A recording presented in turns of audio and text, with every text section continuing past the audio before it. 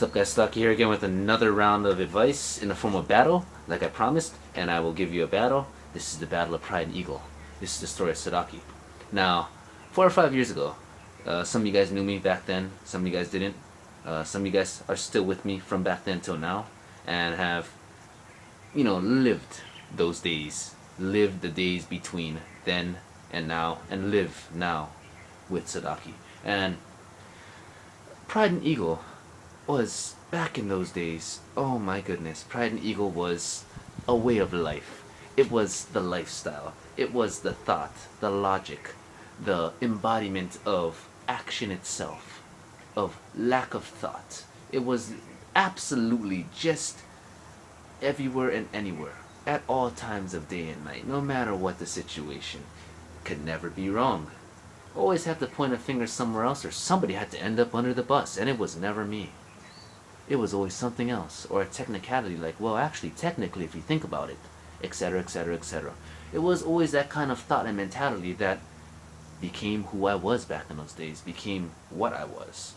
And it came to the point where pride and ego need to get faced in battle. Because let me tell you, when you yield results that you get sick and tired of, or events keep happening by way of that pride and ego, and it just tests people's strength in their bond that you share with them, so much so that it starts to affect everything.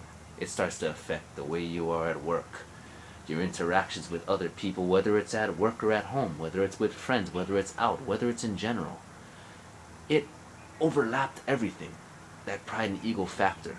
And a lot of us know what that's like, have been on the receiving end of what that is, have experienced it, felt that, because we currently do it, because we know that's what it is. And for me, identifying it was the first big problem. The second one was facing it in battle, looking at myself like I am right now at my eye touch, talking to you guys, facing myself in battle, facing someone who knew everything, who knows everything. He'll know every single move I'll do, will fight me on every single little part that I want to change or fix or create or make better or delete and uninstall from my life. They will fight me every single step of the way. And by doing that, a lot of us don't want to do that. We are human beings.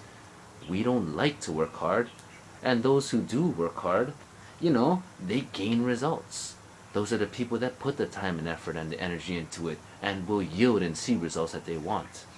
And I was willing to do that. I got to the point where I was sick and tired. Friends were sick and tired. Things were happening that I was sick and tired about, and I was ignorant and I was stubborn as hell, and even I was sick and tired of it 4 or 5 years ago. And time came when I had to face myself in battle for the first time. And boy, let me tell you, that first step of saying, I'm engaging you, Sadaki, this is battle, it's on. Time to brawl it up. I gotta sweet spot this guy. I gotta tipper him, And that was the hardest decision I had to make in my life, was that first step of saying, you know what, I'm facing you. You're my biggest obstacle. I'm facing you. It's going down. And I'm not going to lose, because if I lose, everything stays the same and it continues. I get lazy and I get afraid to face you in battle again. I am going to fight tooth and nail over every single footstep until I beat this first battle. And that's what happened. I did. And let me tell you, the byproducts of that first battle were incredible. It gave me such things that I never had, that I never could conceive, like consideration, compassion, actually having a heart, because in the past I was compared to as a statue.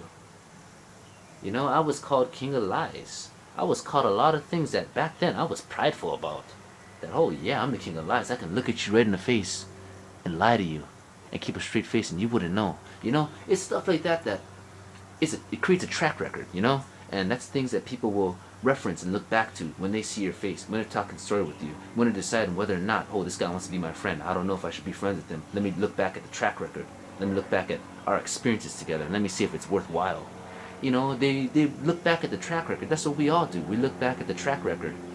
And if it don't look good, if it looks the same as it was 5 or 6 years ago, when you knew that guy back in the day, when everything was going down and it was wild and crazy, and we're reckless and we're young and wild and everything. I said wild already, but I'm gonna reemphasize the word wild, and everything still looks the same.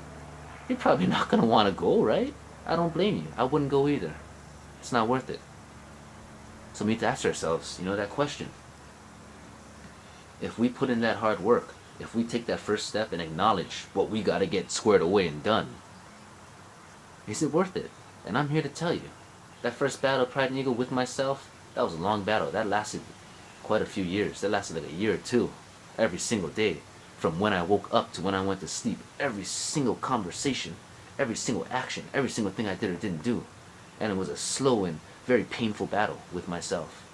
But it was worth it. I kept the ones that mattered, the ones that didn't kind of fizzled away. I gained all these great treasures like consideration, how to treat people, how to have compassion in the heart, how to be capable of feeding that, to feel other people's pain, to take into consideration that they're not going through a good day. And even if I'm not, I know better than to whiplash them, because I know how it feels. And I don't like it, and you wouldn't like it. None of us would like it. So Sadaki saying, you fight those battles. There's great treasures in it, let me tell you. And when you start one, the second one just happens and happens and happens, and before you know it, in 4 or 5 years, you're where I am. You know, you're completely changed and different. You aren't anything close to what you were. And I feel that's the most important thing in life, is to become better today than you were yesterday.